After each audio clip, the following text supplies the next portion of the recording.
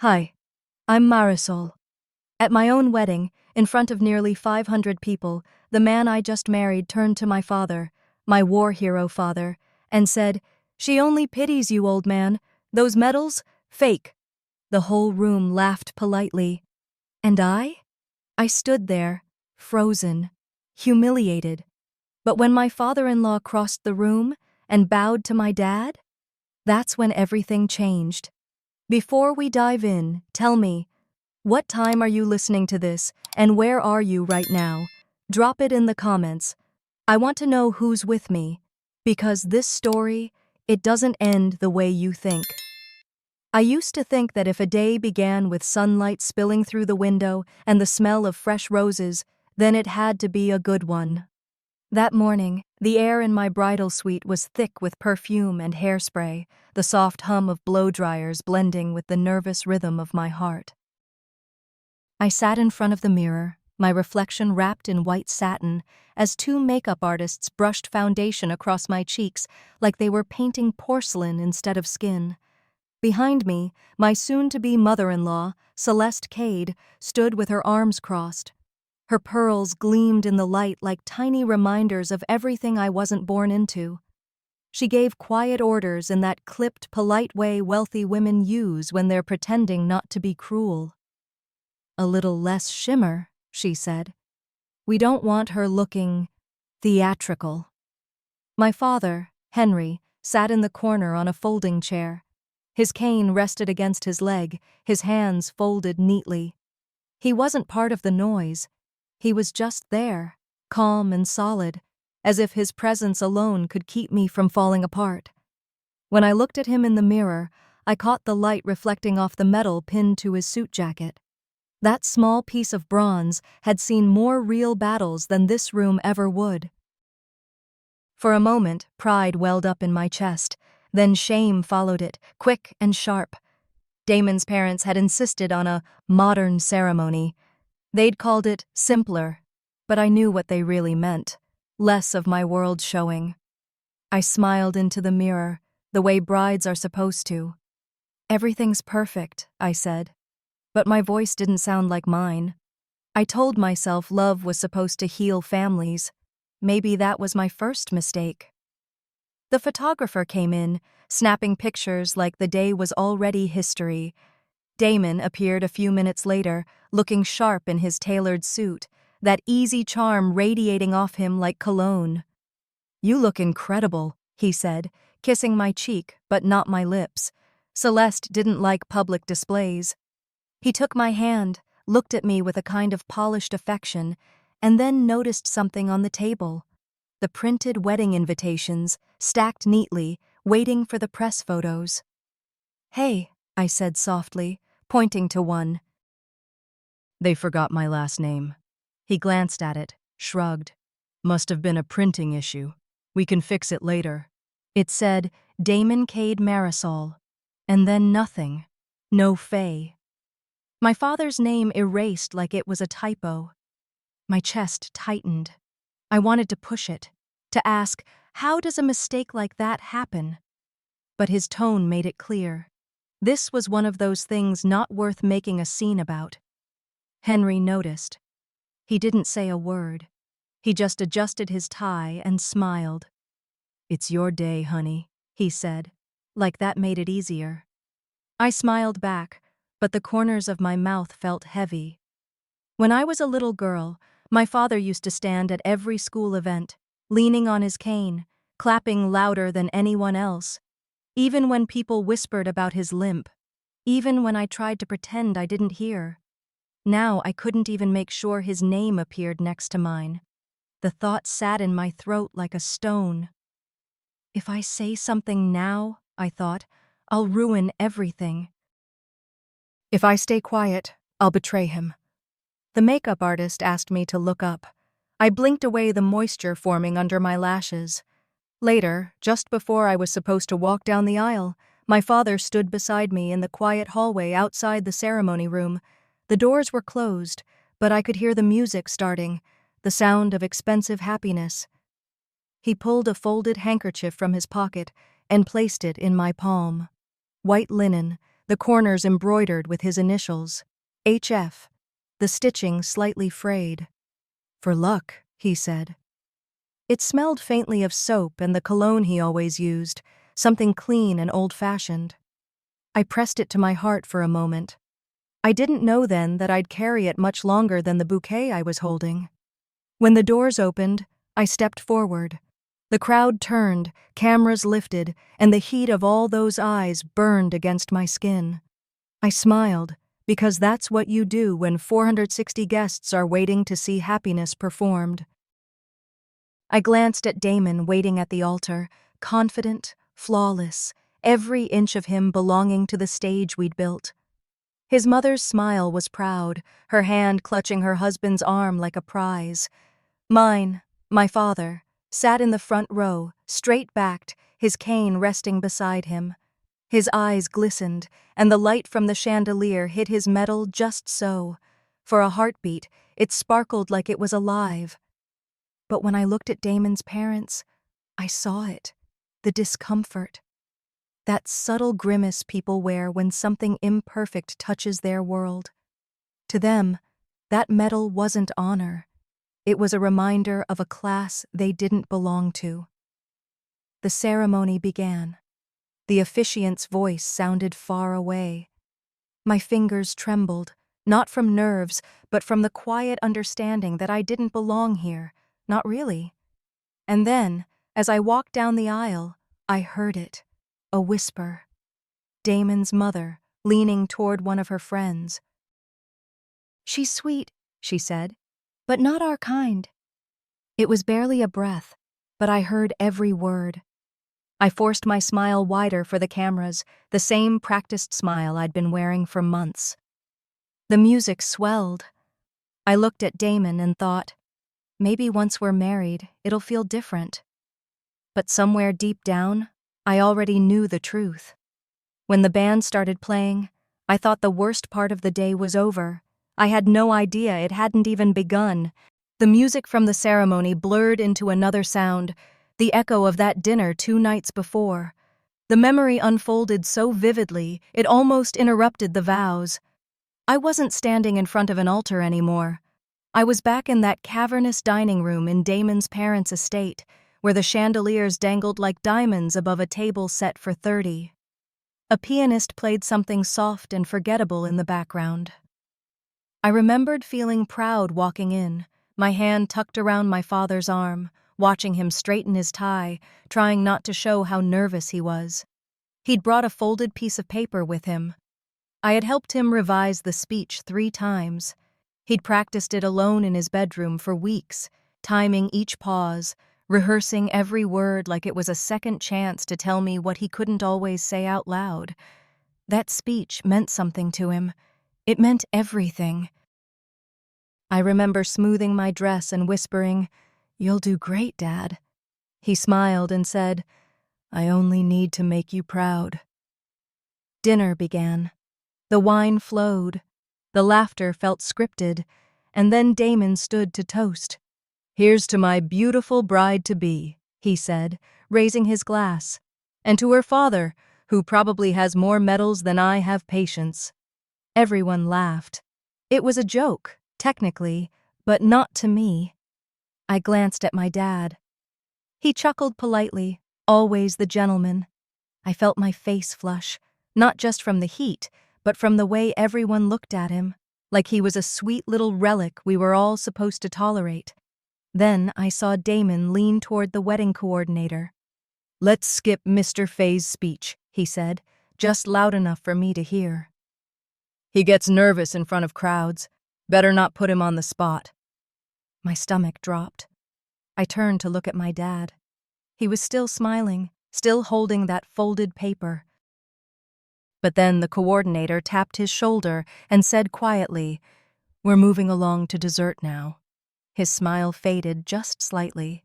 He nodded, slipped the paper back into his jacket pocket, and sat down. He never opened it again. After dinner, I found Damon by the hallway near the bar. "Why did you cancel his speech?" I asked. He smiled like I'd asked something trivial. "Sweetheart, don't overreact. I was saving your dad from embarrassment."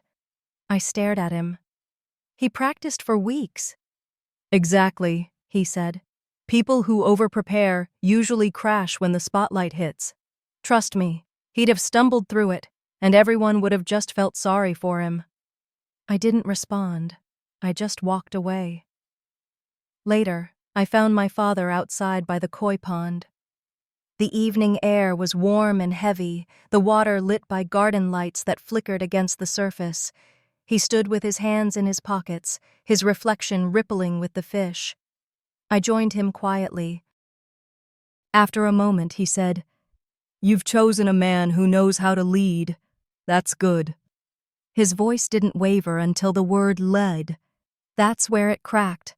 Just a little. I wanted to say something, to apologize, to fix it, but I didn't.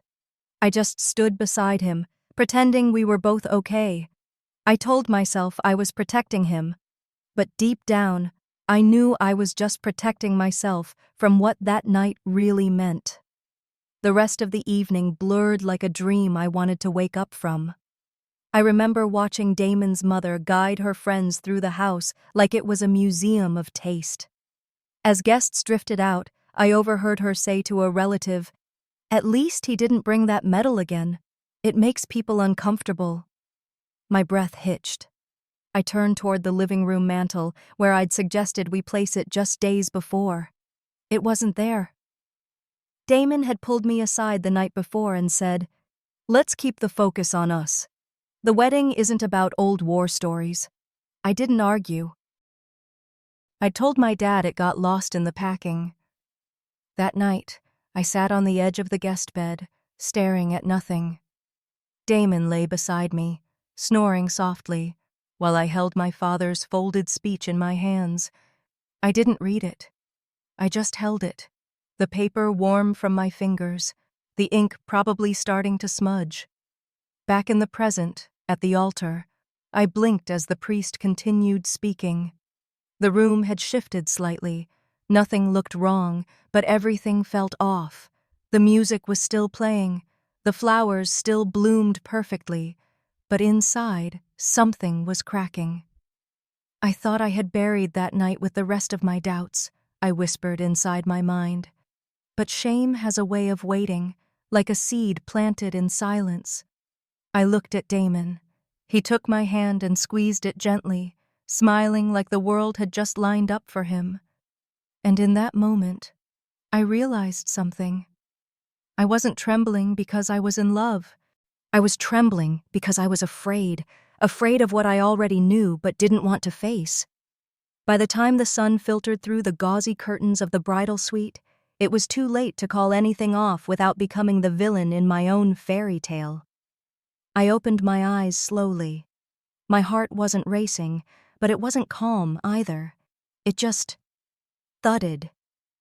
A steady knock against my chest, like it wanted to remind me I was still alive, still capable of deciding something, even now.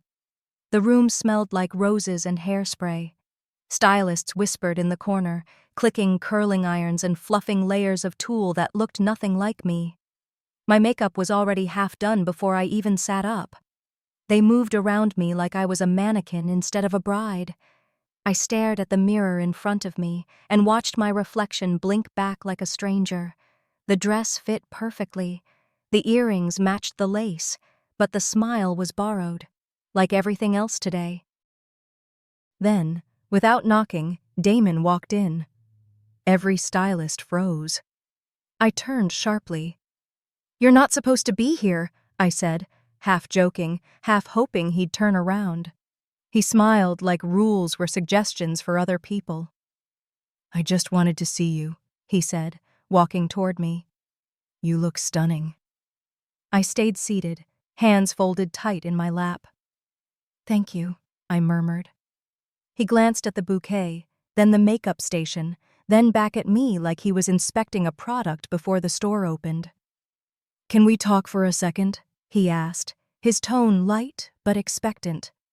I nodded, barely. He waited until the stylists stepped out, then crouched slightly to meet my eyes. "One small thing," he said. About the ceremony. Do you think we could skip the part where you thank your dad during your vows? It's just, it might get a little too emotional for the tone we're going for. My lips parted, but nothing came out at first. Excuse me? I'm not saying don't be grateful. Just save it for the reception toast. Weddings should feel effortless. Too much heartache up there might kill the vibe. I stared at him. It's my wedding, Damon. He smiled again, like I was being adorable. Exactly. Let's keep it elegant. I didn't respond. I didn't argue. I just looked down at the handkerchief I'd been clutching all morning, the one Dad gave me, the one with the HF embroidered in the corner, his initials, his quiet legacy. My thumb rubbed across the edge, worrying it, like it could anchor me. And then it happened. I tugged too hard. One sharp pull and the thread gave way, snapped in the middle. The H and the F unraveled into nonsense. I stared at the torn thread, and suddenly, everything felt that fragile. My vows, my family, this entire day. I folded the cloth slowly, hiding the rip, and tucked it gently into my bouquet. Damon left without another word, brushing a kiss across my temple like he'd just fixed something instead of broken it. I sat there for a long time after he was gone. The mirror still held that stranger's face, but now the eyes looked scared. Not of Damon, exactly, but of becoming someone I wouldn't recognize 10 years from now. Someone who said yes when she meant no. Someone who kept folding instead of standing. People say weddings are about beginnings. Mine felt like an apology I hadn't written yet. I heard Lila's voice before I saw her reflection. "You're shaking," she said softly, placing a hand on my shoulder. "If you're not sure, you don't have to do this." I gave her a half smile. "It's just nerves." But it wasn't. She knew it. I knew it. As the final preparations swirled around me, lipstick touch-ups, veil adjustments, last-minute photos, I kept thinking of something Dad told me when I was 15. I had just let a classmate cheat off my test so she wouldn't yell at me in front of the others. He looked at me and said, "Don't mistake silence for weakness, Marisol. Sometimes it's just dignity in disguise." Back then, I thought he meant I should be proud of taking the high road. Now, I wondered if he had meant something else entirely. Maybe dignity isn't always quiet. Maybe sometimes it's the voice you raise when the room wants you silent. At 11:47 a.m., there was a soft knock on the suite door. It was Dad. He didn't step inside right away. He stood in the doorway, just enough for me to see him. Clean suit, pressed tie, his old cane in hand. No medal. Again. His eyes met mine and then flicked downward, landing on the bouquet. He saw the handkerchief. He saw the tear. But he said nothing. He didn't need to. The weight of everything we weren't saying filled the space between us like thick fog. I stood up, bouquet in hand, and walked over. He extended his arm. I took it, and as I wrapped my hand around his elbow, I wondered, if I stayed quiet one more time, would I lose him forever? The ballroom doors opened, and all I could hear was the swell of the music. Violins, perfect and polished, guests rising in unison, a sea of pastel dresses and tailored suits. Their heads turned to watch me, to admire the bride. But all I could focus on was the weight of my father's arm under my hand, and the silence between us. It wasn't awkward. It was heavy, like a pause that had lasted years. As we took our first steps down the aisle, I noticed the light flooding through the tall windows. It wasn't warm, like I expected. It was cold, sterile, like a spotlight more than sunlight, revealing everything I hadn't wanted to see. Dad's limp was noticeable now. He'd tried to hide it all morning, masking the strain in his leg with that proud, straight posture he always put on for formal occasions. But every uneven step echoed louder than the music. Whispers floated in the air, smiles that didn't reach the eyes. The ones from Damon's side were the hardest to take. They looked at my father like he didn't belong here, like he was dragging down the decor. Still, he walked, proud, steady, dignified. We reached the altar. Damon was waiting, polished and perfect, like a groom from a magazine. I met his eyes and saw nothing but the performance he was ready to deliver. He took my hand, squeezing it just enough to signal control, not comfort. The officiant began. He welcomed everyone, thanked them for attending this special union between Damon Joseph Cade and his bride Marisol. That was it. No last name. Just Marisol. Not Marisol Faye. Not the daughter of the man who stood beside me moments ago. I didn't even glance at my father. I didn't have to. I felt it. The stillness. The way his shoulders slightly shifted. The breath he probably held. The way his eyes dropped, slowly. I knew this wasn't an accident. Damon had simplified things. Probably said it was cleaner this way, less confusing. But in that ballroom, in front of friends, family, cameras, it wasn't simple. It was erasure. My throat tightened. I opened my mouth to respond to the vows, and the words came out thin, mechanical, like I was reading someone else's lines in a play I no longer wanted to be in. Then came the moment for family blessings. The officiant invited anyone who wished to speak. Before I could even process, Damon stepped forward, flashing his charming smile like it had never betrayed a soul. "Before we continue," he said, lifting the microphone, "let's give a big hand to our brave soldier here, Marisol's dad. He's fought hard, and apparently still fights with the VA about those medals." Laughter. It started small, just a few forced chuckles from the front row. Then it grew. A wave of polite, confused, uncomfortable amusement. I didn't laugh. I couldn't. Dad didn't move. He stood still, the faintest smile pressed against his lips. One of those practiced ones. The kind you give when someone's being cruel, but everyone else thinks they're being funny. I couldn't breathe. My face was frozen in a smile I hadn't meant to keep. My hands were trembling so slightly no one else would notice, but I felt it in my bones. Every clap felt like a slap, every laugh like a betrayal. I wanted to run. I wanted to scream. Instead, I stared at Damon. He looked proud, relaxed, like he'd done something charming. I looked at my father. He stood straighter than anyone in that room, even with his cane, even with the jokes, even with the missing name. The medal on his chest caught the light again. Only this time, I realized something. It wasn't shining out of pride anymore. It was a spotlight of shame. Not his, mine. He turned his head slightly, eyes finding mine, gave me a tiny nod. It was the same one he gave me before every school performance, every job interview, every time life had made me feel small and he wanted to say, "You got this." But this wasn't school. This was a war I didn't know I was already losing. I turned back to Damon, said my final vows, whispered them like secrets I didn't mean. And somewhere, in the background noise of clapping and camera shutters, something in me cracked open. Quietly, but permanently. The room was still buzzing when my father returned to his seat. I watched him walk slowly, his cane tapping gently against the polished floor. Halfway down the aisle, I saw it happen. The pin on his medal loosened. It slipped quietly, unnoticed by everyone else, and dropped to the carpet. It didn't make a sound. It just fell. He didn't see it. No one did, except me, and I couldn't move. I couldn't stop the ceremony. I couldn't bend down in a wedding gown in front of 200 people. So I watched it stay there.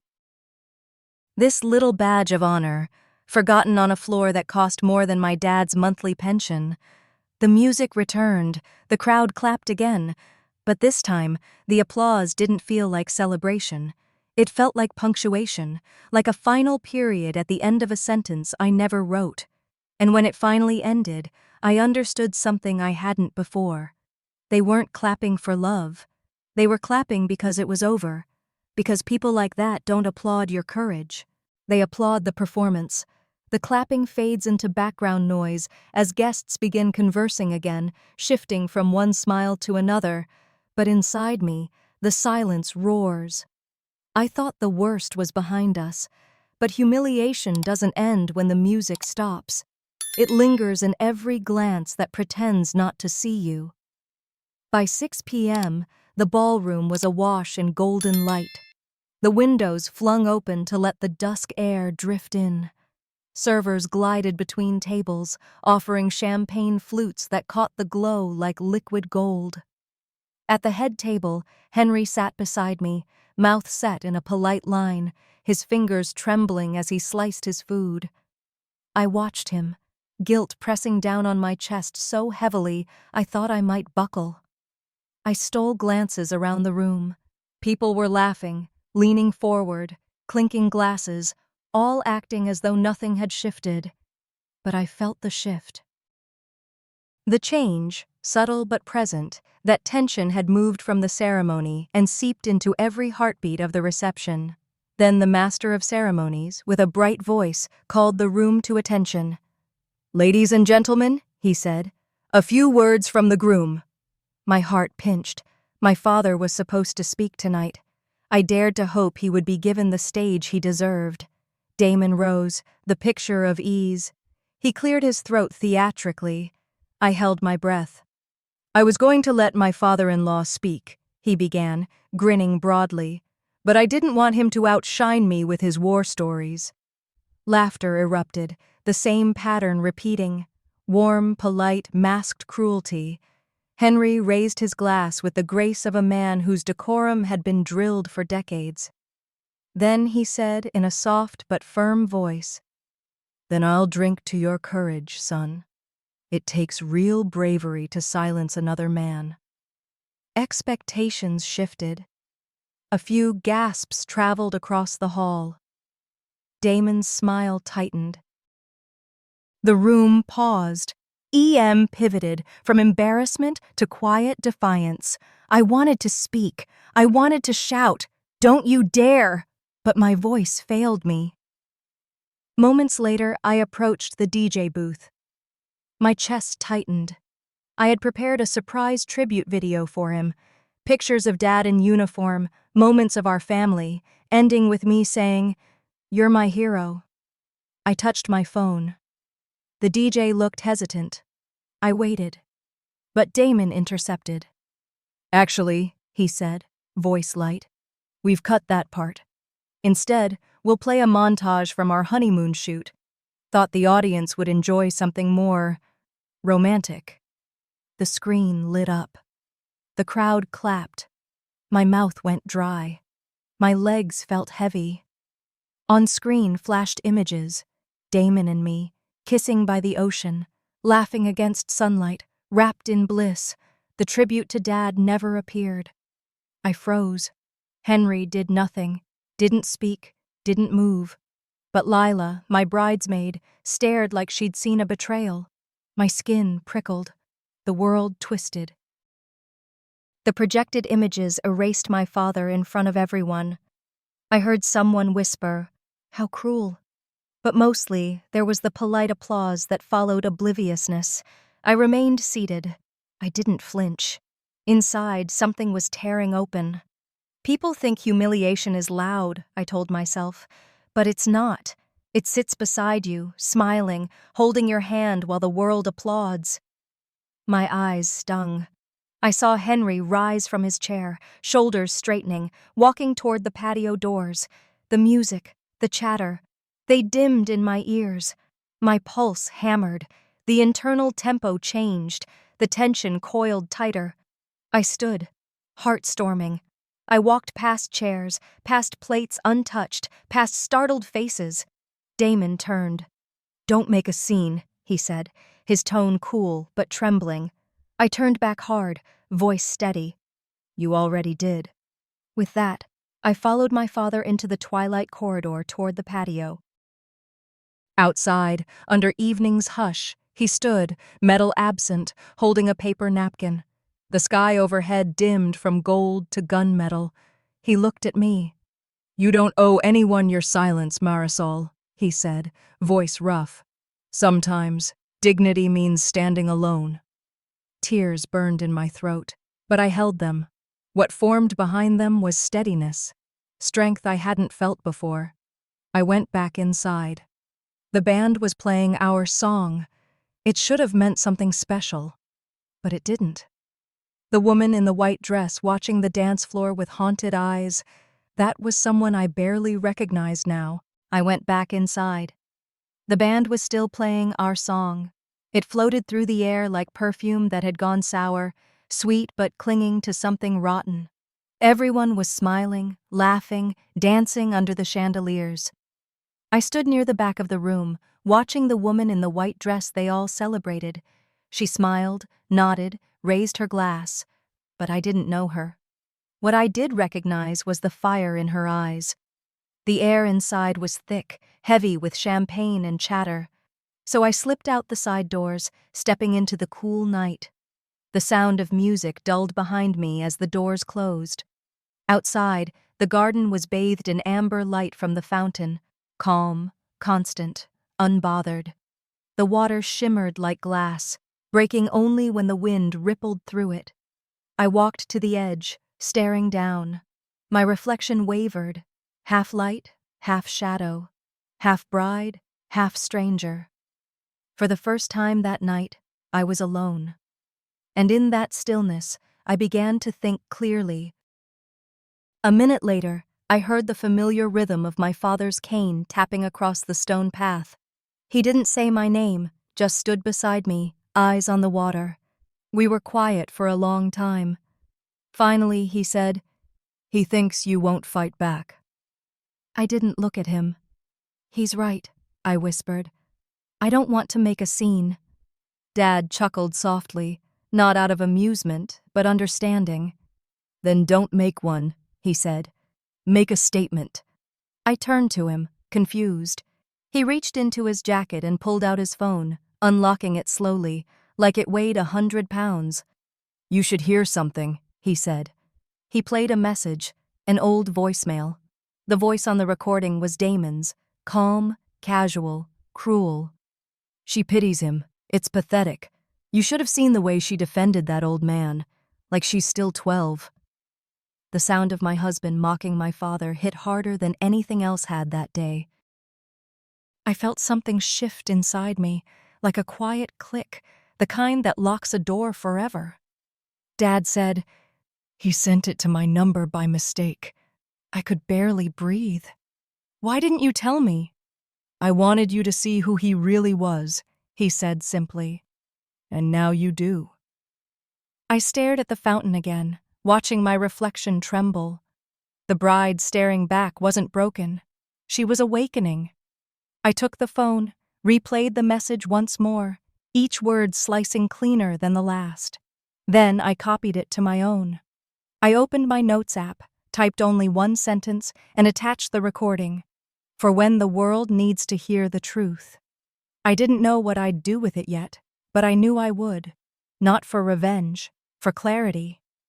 Inside, the music swelled again, laughter rising like static through glass.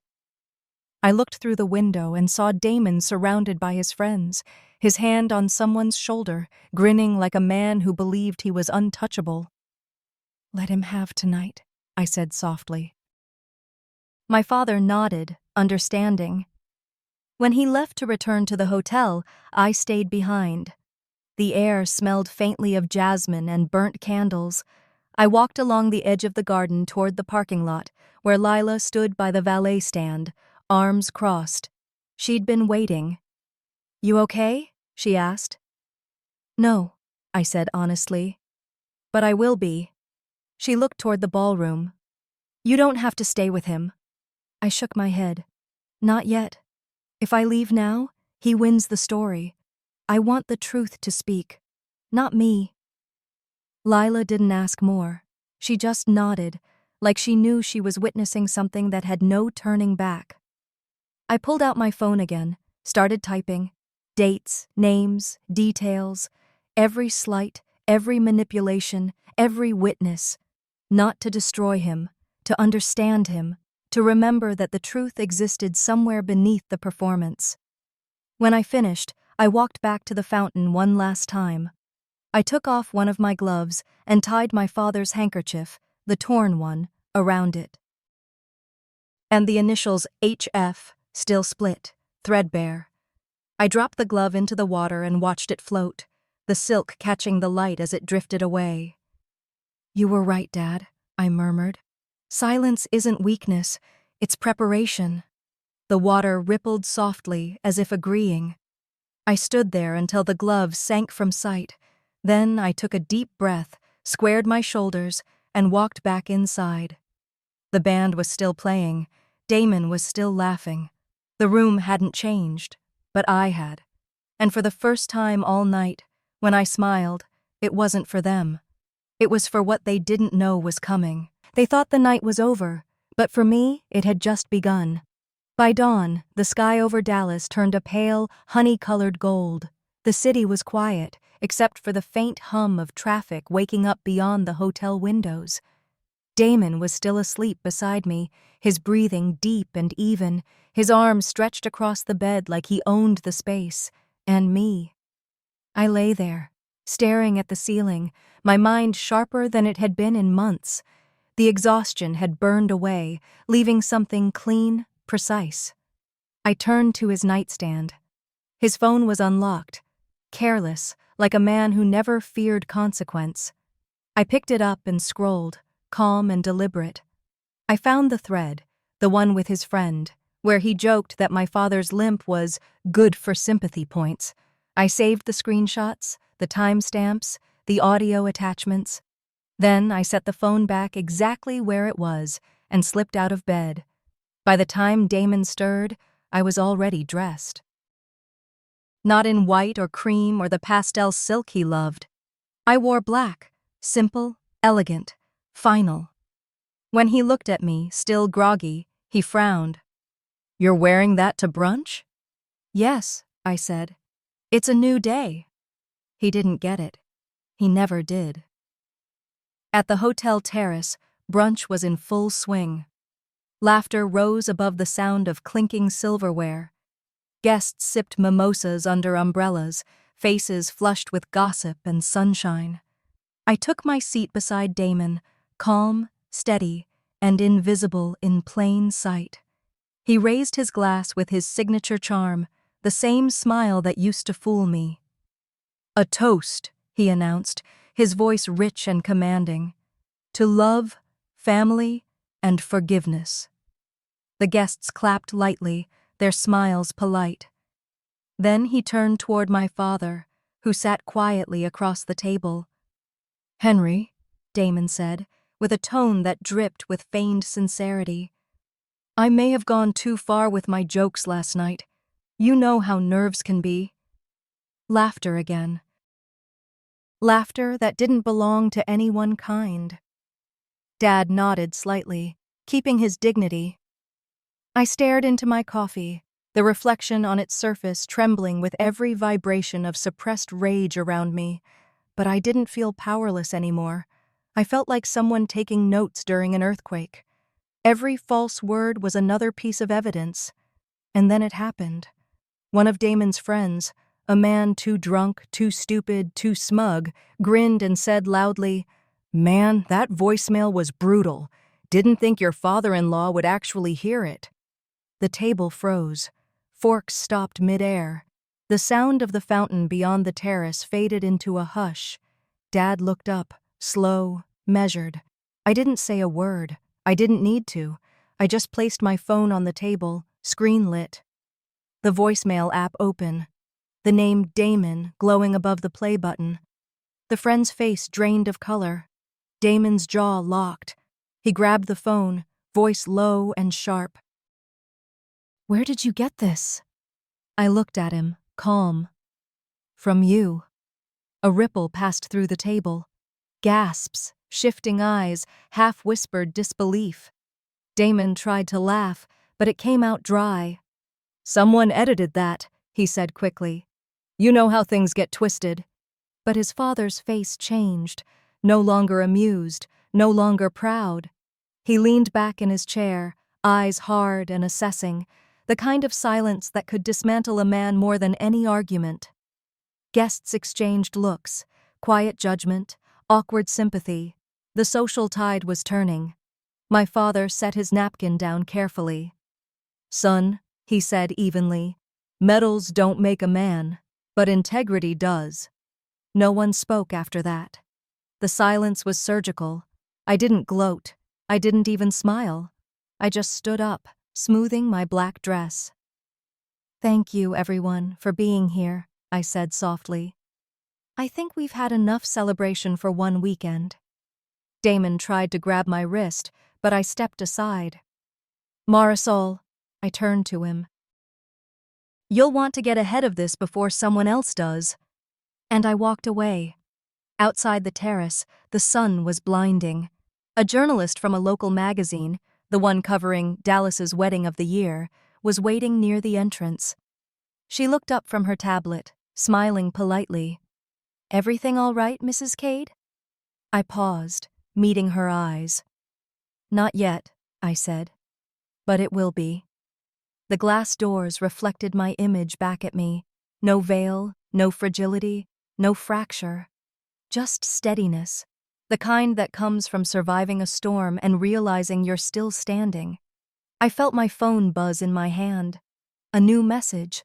The number wasn't saved. "You don't know the half of what he's done." I stared at the words, my pulse steady. For the first time, I wasn't afraid of what was next. The truth had started bleeding through the cracks, and I wasn't going to stop it this time. That morning passed in a haze of sunlight and whispers. Damon had spent most of the day on the phone, pacing the room like a politician after a scandal. He called in favors, reached out to PR people he hadn't spoken to in months, spinning stories before the truth could find legs. I didn't say a word. I didn't need to. By the time the ballroom was relit for the farewell dinner, I was ready, not for revenge, but for the release. I wore blue, not bridal, not mourning, just something clean and calm. The chandeliers sparkled like they had the night before, but nothing else felt the same. The guests took their seats more slowly this time, conversations quieter, glances longer. Everyone knew something was coming. The press had been invited for a final round of coverage. Cameras floated around the room like curious birds, capturing the last glimmers of what was supposed to be a fairy tale. Damon greeted them with rehearsed charm. His smile was tight now, forced at the corners, the light behind it dimming. The MC announced a request from the press, a family toast to close the evening. Damon didn't hesitate. He stood with his glass raised and said, "To family and to forgiveness." The room clapped gently, but the moment hung unfinished. Then I saw my father stand. No cue, no announcement. Just him, shoulders square, chin high. The room went still. His voice was quiet but clear. "Forgiveness is earned, not demanded. And sometimes the truth has to walk into the light before healing can begin." He didn't look at Damon. He looked at me. I reached into my clutch and pulled out my phone. For a moment, I hesitated, not out of fear, but respect. Then I pressed play. Damon's voice spilled into the air, louder than any violin or toast. "She pities him. It's pathetic." It echoed through the hall, bouncing off marble and crystal, cutting through the silence. No one moved. Some gasped. Others turned their heads slowly toward Damon, as if realizing all at once they didn't know the man they were celebrating. Damon stood frozen, a bead of sweat breaking at his temple. That's been doctored," he said, voice strained. "It's taken out of context." But his father was already rising. Mr. Hale, a man with decades of social clout, with awards and board positions under his name, stepped forward. He didn't look at Damon. He looked at my father. And then he bowed. Not just a polite nod or a stiff dip of the head. He bowed deeply, his voice shaking. "Mr. Vega," he said, "I served on the same advisory board as your former commander. I looked it up myself. Your medals are legitimate. You served this country with honor. I am ashamed of what my son has done." The room held its breath. My father didn't smile. He simply gave one respectful nod. The irony wasn't lost on anyone. Damon's family had once mocked my father's military past in private, treated him like an outdated accessory. And now, here we were, watching the bow that should have been offered long ago. Damon couldn't hold his mask anymore. He snapped. "This is insane," he barked. "She's manipulating everyone. You think this was spontaneous? She's been planning this, playing the victim." He grabbed a glass from the table and flung it against the wall. It shattered loud and sharp, the sound final and brittle. No one moved to comfort him. Even his friends looked away. In that silence, I felt something deep and true settle inside me. Dad walked over and rested a hand gently on my shoulder. He didn't need to say a thing. "You don't have to prove anything anymore," he whispered. I nodded. "I didn't do it to prove something," I replied. "I did it to stop hiding." The music resumed faintly, soft, uncertain, like it didn't quite know how to start again. I stood, excused myself from the table, and walked toward the exit. I didn't rush. I didn't cry. I didn't look back. And as I stepped into the hallway, I noticed something. My father's medal, pinned neatly on his jacket again, gleaming under the lights. The same medal that had fallen at the altar was now right where it belonged. It felt right. It felt earned. Behind me, the applause started again, but it wasn't for love or laughter or vows. It was for something more rare and more powerful: truth. I didn't sleep much that night, not because I was upset, but because something inside me had finally unclenched. The kind of release that doesn't ask for tears or words, just stillness. The sky was still dark when I stirred. I was back in my childhood bedroom, lying on top of the quilt Mom sewed when I left for college. I hadn't changed out of the slip I wore beneath my dress. My hair was tangled, mascara faint beneath my eyes, and I felt more like myself than I had in years. The house was wrapped in the hush of early morning. Only the soft ticking of Dad's old clock in the hallway and a few birds outside broke the silence. My phone buzzed on the nightstand. Dozens of missed calls, text messages, social media mentions. Reporters, distant cousins, friends I hadn't heard from in months. I turned the phone off. This morning wasn't for them. I padded quietly through the hallway, barefoot, the floorboards creaking under familiar weight. I made a cup of black coffee in the old percolator and stepped out onto the porch. The lake behind the house was glass still, with a ribbon of fog rising just above its surface. The air smelled like pine and damp leaves, and for the first time in days, I could breathe. Dad was already there, sitting in his usual chair, same windbreaker, same thermos, and around his neck, his medal, the one they had shamed, the one he had once hidden. We didn't speak at first, just sat, watching the mist shift as the sun began to bleed through the trees. After a while, he said quietly, "People only bow when they finally see what they've been blind to." I nodded. "He didn't just humiliate you," I said, voice steady. "He taught me who I am." We sat a little longer. Eventually, I went back inside. The house smelled like cinnamon and old wood. I moved slowly, grounding myself in the familiar. I passed the wedding invitation still pinned on the fridge, faded now, creased, a museum piece. On the kitchen table was an envelope. No stamp, just my name written in Damon's tight, sharp handwriting. Inside, one sentence: "You ruined my life." No apology, no regret. Just another reminder that he still thought power was something you owned, not something you lost by misusing it. I folded the letter and slipped it into the drawer with the invitation. I didn't need to keep it out. That wasn't power anymore. It was a file in the archive. A lesson, not a scar.